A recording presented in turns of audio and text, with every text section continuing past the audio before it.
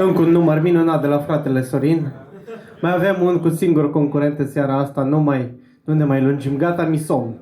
Nu știu voi, dar mie mi somn. Așa că urmează pentru voi Raul Pituț. Hai! Hai! Poftim!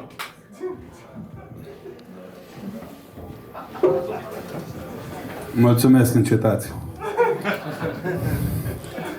Mamă! Mergem la micuțul la stand-up? Nu, mami, că avem stand-up la manufactura.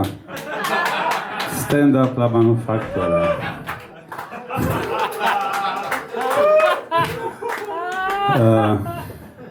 Băi, ești Raul și fumez foarte mult. Știu că nu-i genul de adunare de la cât suntem să-mi bat pula. Simt așa că suntem un cerc strâns. Suntem noi între noi. Man, și problema e că fumez mega mult și deja îmi fute relația faptul că fumez. De exemplu, gagica mea scoate ea căței dimineața, știi? Îi plimbă ea. Seara e treaba mea să plimb căței și îi plimb, dar să-mi bat pula cât mă costă Uber-ul. Uite, aici e Intercontinentalul. Aici așa e că aici o muri oameni la Revoluție. Voi nu știți că sunteți mici. Cât? Ori 7-1? Nu știu matematica asta. Da, și când fumez îmi vin tot felul de gânduri, știi?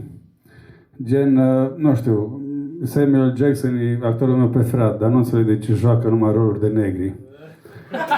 Nu înțeleg ciudat. Iar stau să mă gândesc așa, nu știu, oamenii din istorie, din trecut, despre care știm, de pe Discovery, de pe căcaturi, știi? Nu știu, cum a fi fost o zi din viața lui Stalin, că știm ce-a făcut, dar nu știu cum era o zi de-a lui, știi? Ajungea și el la partid acasă și... Ivan, da, mi-e foame. Ce ai mâncat, împărate? Sau cum pula mea se zicea, dictatorule? Nu cred că îi plăcea. Ce ai mâncat? Bă, așa aș băga un gulag.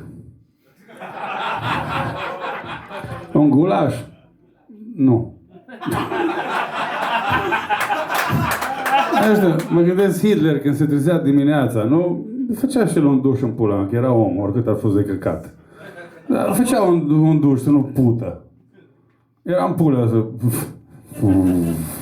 Știi ce zic, nu? Pare glume de transpirație acolo, era iurea, mai toată ziua erai pula mea. Trebuia să ți-le grijă de tine, nu? Mă gândesc, omul ăla plecat de acasă, se trezea dimineața, dădea cu spumă de barberie, cu căcaturi.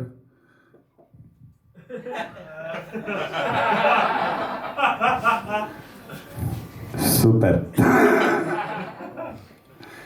Nu, pleca de acasă, închidea frumos, își băga cheile în buzunar, ca tot omul, că toți ne băgăm cheile în buzunar. Nu, mergea spre lucru, dușul. Nu? Ok, hai să mai zicem o dată. Pleacă Hitler de acasă, își bagă cheile în buzunar, gazul. Ok. Știți cât îi venea la Hitler gazul? Între 6 și 12 milioane.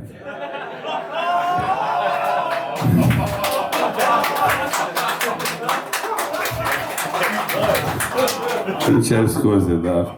Nu, acum, serios, ați văzut ce prețurile sunt bapă. N-ai mai putea să faci genocid în prețurile astea. Maxim Ierlescu 1-2. Nu știu, pula mea.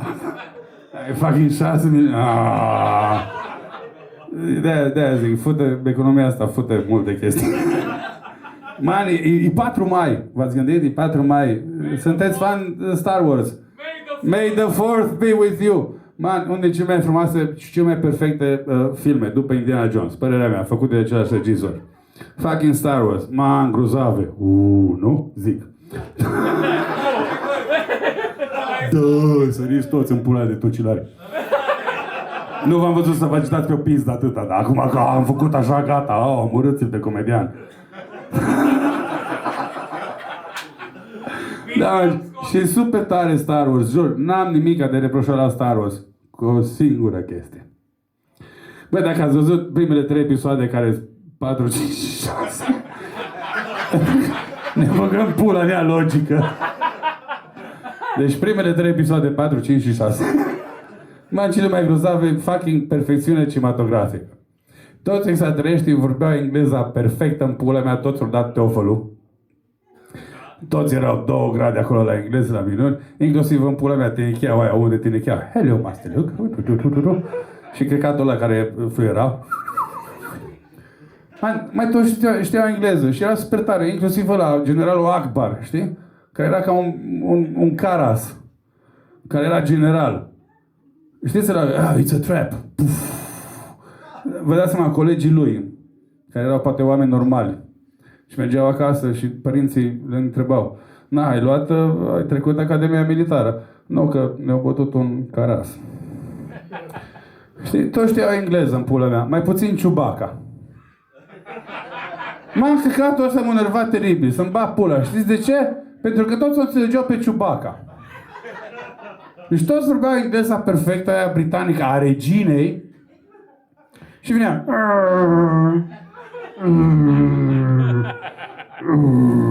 Știți când băgați 2 cafe și 3 Marlboro roșii dimineața? Și puneți aici la stomac.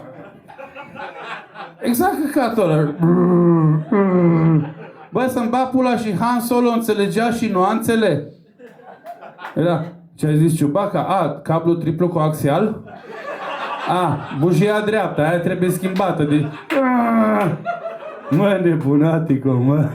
Nu ești, mă, normală la cap, mă, să-mi bat pula. După că mă și înveți, mai faci și mișto. Bravo, mă, am ceva de învățat de la tine. Bă, să-mi bat pula, cred că rupea Duolingo atunci. Deci cred că în spațiu Duolingo pe ciubacaneză era să-mi bat pula, maxim. Se făcea la școală, făcea engleză, franceză și ciubacaneză. Și era, venea învățătoarea dimineața. Moz elev? Mon profesor. Mai și altă chestie care mă deranja să-mi bat pula, că era toată plană. Adică, dude, o azi în pula goală și cu o centură de muniție și o arbaletă? Serios? Adică stai în Millennium Falcon și efectiv te pui cu curul, așa, e el blănos, dar te pui cu curul în pula mea pe scaun?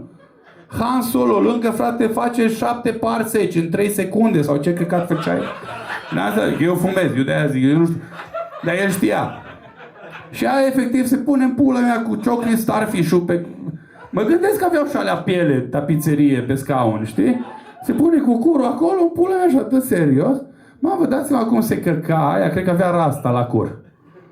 Deci clar avea dreaduri în spate când se întorcea cu curul și freca așa la Han Solo, că era mică naveta, nu era mare naveta.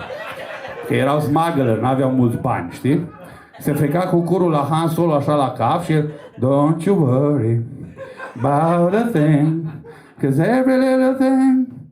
Dacă știți, cântați. Gonna be alright.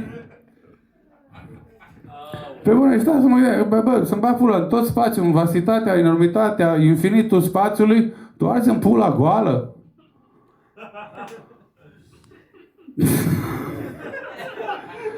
Cred că trebuie să fie avut o idee. Toți o înțelegeau, să-mi bag pula. Cred că avea un șliț acolo undeva unde își scutea pula, știi? Și aia cred că era singura fază în care vorbea, știi? Se întorcea și era...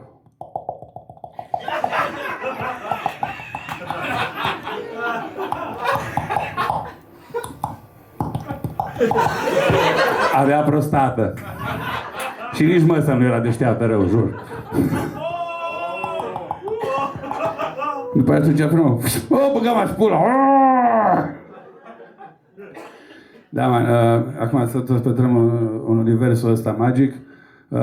Citisem despre un indian, un miliardar, care a investit vreo 40 de milioane într-un costum de Batman. Dar efectiv făcut țâță de măță, cu tehnică militară, cu căcatori, cu alea ce săreau, cu, știi, cu protecție la coaie. Deci miliardar îți trebuie. Și mă gândeam, băi, e super tare, atâta tot, e fucking indian. Și nu vreau să fiu rasist sau ceva, Doamne ferește, departe de mine gândul. Asta e vorba proștilor, departe de mine gândul. Dar, man, cum poți să fii fucking amenințător cu un accent indian? Închipuiți-vă așa un scenariu, nu știu, New Delhi, acolo, în port. se fură ca în Batman, știi? Se fură containere cu droguri, cu căcaturi, cu minuni, cu... Toți sunt acolo. Alibaba și cei 40 de hoți. N-am zis-o eu, nu știu. Nu? Și apare Batman-ul indian. Și puf, o bombă de curry. Apare din neam.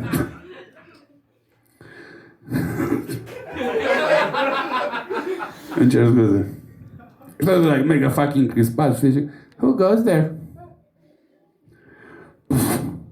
I am your worst nightmare. What are you doing here?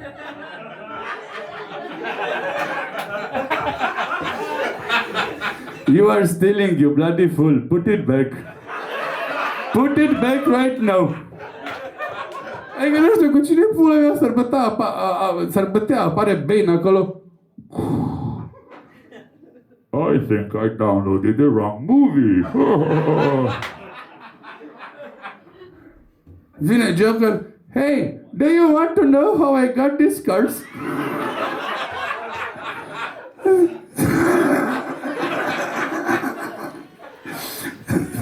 Ce scuze, e fucking Batman indian. Put it back. That is not good. Put it back right there. Îi sună telefonul din Batman Utility Belt. Din aia, știi? Hello, this is David. Welcome to customer support. Vă mulțumesc foarte mult, Raul Titus, am fost pentru voi. Vă rog frumos, o mână de aplauze pentru tovarăși, pentru organizatori și 1 la 2 la 3 la 4 la mână pentru voi. Vă mulțumim foarte frumos. O seară plăcută vă dorim.